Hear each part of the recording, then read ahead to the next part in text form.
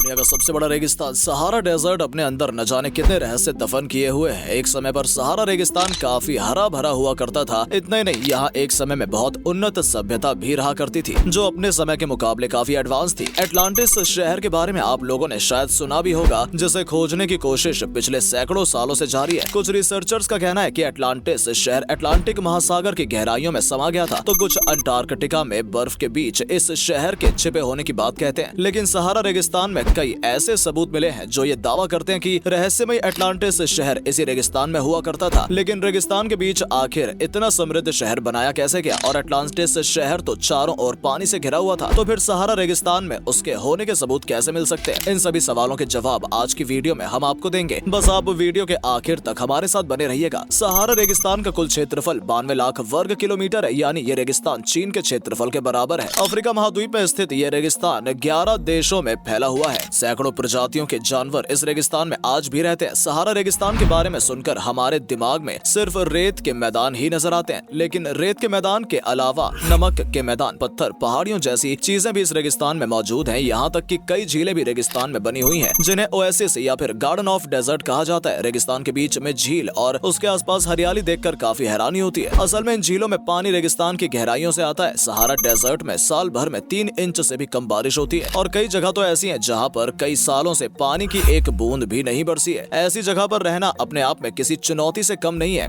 फिर भी तकरीबन 25 लाख लोग अलग अलग जगहों पर रहते हैं, जिनमें सबसे अधिक लोग मॉरिटानिया देश में रहते हैं। अब एटलांटिस शहर की ओर रुख करते हैं। कहा जाता है कि लगभग 10,000 साल पहले एक एटलांटिस नाम का शहर हुआ करता था। उस समय लोग पत्थरों का इस्तेमाल सीख रहे थे, लेकिन एटलांटिस शहर में लोग कई प्रकार की धातुओं का इस्तेमाल किया करते थे। इस शहर का नक्शा भी काफी एडवांस था। ये शहर गोलाकार था, जिसमें 3 पानी की रिंग्स थी और 2 पक्की सतह थी। सबके बीच में एटलांटिस शहर के राजा का महल हुआ करता था। महल तक पहुंचना किसी भी अन्य देश के लिए लगभग नामुमकिन था। एटलांटिस शहर के लोग नदी में बांध बनाना जानते थे। घरों तक पानी पहुंचाने के लिए पाइप का इस्तेमाल किया जाता था, और सिंचाई के भी कई बेहतरीन साधन वहां उपलब्ध थे। इस शहर के चर्चे अफ्रीका और यूरोप तक थे। लेकिन एक दिन अचानक इस शहर में प्रलय आ गई। भयंकर सुनामी और भूकंप के कारण ये पूरा शहर पानी में समा गया। लेकिन कैसे इतने बड़े शहर का अंत एक ही रात में हो गया, और सहारा रेगिस्तान से इसका क्या संबंध है? इस तरह के सवाल आपके मन में पैदा हो रहे होंगे। आज से लगभग 2000 साल पहले महान ग्रीक फिलोसोफर प्लेटो ने पहली बार एटलांटिस शहर के बारे में दुनिया को बताया था, और अपनी किताबों में इसका वर्णन किया था। तिमेयस और क्रिटियाज नाम की किताब में पहली बार एटलांटिस शहर का जिक्र किया गया। प्लेटो को इस शहर के बारे में मिस्र के लोगों से पता चला था। मिस्र की कई प्राचीन धरोहर और मंदिरों की दीवारों पर लिखा हुआ था कि एक बेहद प्राचीन शहर समुद्र में डूब गया था। वो शहर पिलर्स ऑफ हरक्यूलस और स्ट्रेट ऑफ गिब्राल्टर के पास मौजूद था। इस शहर के राजा के पास एक ताकतवर सेना भी हुआ करती थी। शहर के लोग ऑरिकेलम नाम की एक धातु का प्रयोग किया करते थे, और इस धातु में हथियार बनाते थे। एटलांटिस शहर के लोगों को सोने और चांदी की धातुओं के बारे में भी पता था, और बड़ी मात्रा में इनके पास ये प्रीशियस मेटल्स मौजूद थे। एटलांटिस के बारे में कुछ लोगों का कहना है कि ये स्पेन में था, तो कुछ इसे अमेरिका में मानते हैं। वहीं कुछ बहामास और अंटार्कटिका में इसके होने का दावा करते हैं। इसके अलावा कई रिसर्चर्स और एक्सपर्ट्स का तो ये भी कहना है कि एटलांटिस नाम का कोई शहर वास्तव में मौजूद ही नहीं था, और ये सिर्फ प्लूटो का एक काल्पनिक शहर था। लेकिन यदि फैक्ट्स के आधार पर देखा जाए तो प्लूटो ने जिस शहर का जिक्र किया है वो वास्तव में मौजूद था। और साइंटिस्ट का ये भी मानना है कि लगभग 10,000 साल पहले एक ज्योग्राफिकल फिनोमेना हुआ था, जिसे मेल्ट वाटर पल्स 1b के नाम से जाना जाता है। इस फिनोमेना के कारण अंटार्कटिका की सभी बर्फ की चादर पिघल गई थी, और समुद्र के जल स्तर में 14 मीटर की बढ़ोतरी हुई थी। और इसी बढ़ोतरी के कारण एटलांटिस शहर जैसे कई छोटे शहर और आइलैंड पानी में डूब गए थे। इसके बाद पृथ्वी अपने अक्ष पर थोड़ी और झुक गई, और जिस जगह पर एटलांटिस शहर था वहां पर सूरज की तेज रोशनी पड़ने लगी, जिस कारण सारा पानी सूख गया और यह हिस्सा सहारा रेगिस्तान में मिल गया। मॉरिटानिया देश में द रिचार्ट स्ट्रक्चर बना हुआ है, जिसे सहारा रेगिस्तान की आंख कहा जाता है। इस स्ट्रक्चर को गौर से देखने पर यह बिल्कुल एटलांटिस शहर जैसा प्रतीत होता है। इतना बड़ा स्ट्रक्चर किसने और क्यों बनाया? वैज्ञानिक आज तक इसका पता नहीं लगा पाए हैं। कुछ इसे मैनमेड बताते हैं, तो कुछ का कहना है कि एलियंस ने यह स्ट्रक्चर बनाया है। लेकिन यदि बारीकी से ध्यान दिया जाए तो एटलांटिस शहर और रिचार्ट स्ट्रक्चर में बहुत सारी खूबियां एक जैसी नजर आती हैं। सबसे पहले तो ये दोनों का साइज प्लूटो की कैलकुलेशन के मुताबिक एटलांटिस शहर का साइज 127 स्टेडिया था, और एक स्टेडिया 607 फीट का था। 127 को 607 से गुना करने पर 72,089 फुट आता है, और किलोमीटर में इसे बदलने पर शहर का साइज हमें 23.049 वर्ग किलोमीटर प्राप्त होता है। वहीं रिचार्ट स्ट्रक्चर का साइज 23.5 वर्ग किलोमीटर है। इस स्ट्रक्चर में भी रिंग्स बनी हुई हैं, और उनके बीच में पानी की खाली जगह भी नजर आती है। मॉरिटानिया के लोगों का कहना है कि उनके पहले राजा का नाम एटलस था, और प्लूटो ने एटलांटिस शहर के पहले राजा का नाम भी एटलस ही बताया है। एटलस के नाम पर ही इस शहर का नाम अटलांटिस रखा गया था। हेरोडोटस को पूरी दुनिया फादर ऑफ हिस्ट्री के नाम से जानती है। उन्होंने 450 बीसी में पूरी दुनिया का एक नक्शा बनाया था जिसमें अटलांटिस शहर का भी जिक्र था, और जिस जगह पर उन्होंने अटलांटिस शहर शो किया था उसी स्थान पर आज मॉरिटोनिया मौजूद है। दुनिया में इत्तेफाक का होना कोई बड़ी बात नहीं है, लेकिन एक साथ इतने सारे इत्तेफाक नहीं हो सकते, और ये अपने आप में कुछ ठोस सबूत पेश करते हैं। रिचैट स्ट्रक्चर के बारे में आज तक वैज्ञानिकों ने बहुत ज्यादा खोज नहीं की है, लेकिन पिछले कुछ समय में यहाँ पर रिसर्च में तेजी आई है। यहाँ से कई प्रकार के कंकाल और फॉसिल्स भी पाए जा चुके हैं। एक विशालकाय शाकाहारी डायनासोर का कंकाल भी यहाँ से बरामद हुआ था। पहले तो वैज्ञानिक हैरान हुए कि भला रेगिस्तान में एक शाकाहारी डायनासोर के अवशेष कैसे मिल सकते हैं, लेकिन अब स्थिति साफ होती नजर आ रही है। कहा जाता है कि आज से लगभग 40 करोड़ साल पहले तक सहारा रेगिस्तान काफी हरा भरा हुआ करता था, लेकिन टेक्टोनिक प्लेट्स के खिसकने के कारण एटलस पर्वत श्रृंखला का निर्माण हुआ और इस पूरे इलाके में बारिश होना ही बंद हो गई। लाखों वर्षों तक यहाँ भयंकर अकाल पड़ा, जिस कारण से ये पूरा एरिया रेगिस्तान में तब्दील हो गया। बहुत से लोग सहारा रेगिस्तान को फिजूल समझते हैं, लेकिन आज इस रेगिस्तान के कारण ही आप और हम खुलकर सांस ले पा रहे हैं। हवा में रेगिस्तान की धूल और मिट्टी के कण उड़कर दुनिया के कोने कोने तक पहुंचते हैं, और अमेज़न के जंगलों में भी इन मिट्टी के कणों का एक बड़ा हिस्सा पहुंचता है। सहारा की मिट्टी में कई मिनरल्स पाए जाते हैं, और ये मिनरल्स ही अमेज़न के जंगलों में पहुंचते हैं और पेड़ पौधों को पोषक तत्व प्रदान करते हैं, जिनसे हमें साफ और स्वच्छ हवा मिल पाती है। एक्सपर्ट्स का ये भी कहना है कि सहारा रेगिस्तान हमेशा ऐसा नहीं रहेगा जैसा आज मौजूद है। आज से 10,000 सालों बाद यहाँ पर एक बार फिर हरियाली देखने को मिल सकती है, और मुमकिन है कि अमेज़न से भी बड़े जंगल यहाँ बन जाएंगे, जिससे धरती की ग्लोबल वार्मिंग की समस्या भी समाप्त हो सकती है। तो दोस्तों, उम्मीद करते हैं कि आपको ये वीडियो पसंद आई होगी। अगर हाँ तो वीडियो को लाइक और शेयर अवश्य करें। धन्यवाद।